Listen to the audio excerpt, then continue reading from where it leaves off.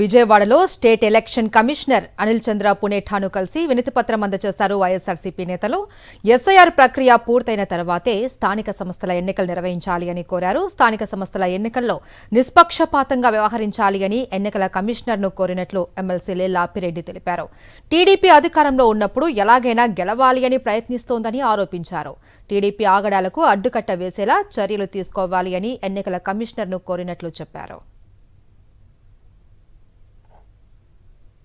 స్థానిక సంస్థల ఎన్నికలు నిష్పక్షపాతంగా నిర్వహించాలని, ఆ నిర్వహించడంలో వైఎస్ఆర్ కాంగ్రెస్ పార్టీ పక్షాన పూర్తి సహకారం అందిస్తామని ఆయనకి చెప్పడం జరిగింది.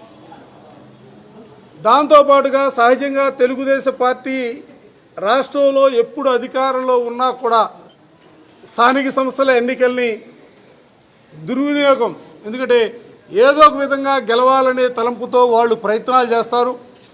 అటువంటి ప్రయత్నాలని అడ్డుకునే రీతిలో ఎన్నికల కమిషన్ ఉండాలని, మీకున్నటువంటి విస్తృతమైనటువంటి అధికారాల్ని వినియోగించడంలో ఏ మాత్రం కూడా వెనుకంజ వేయొద్దని, దేశంలోనే ఆంధ్ర రాష్ట్రంలో ఉన్నటువంటి ఎన్నికల కమిషన్కి మంచి పేరు ప్రతిష్టలు తేవాలని ప్రత్యేకంగా ఆయనకి చెప్పడం జరిగింది. మరిన్ని అప్డేట్స్ కోసం ఛానల్ ను సబ్స్క్రైబ్ చేయండి. నోటిఫికేషన్స్ కోసం బెల్ ఐకాన్ పై క్లిక్ చేయండి.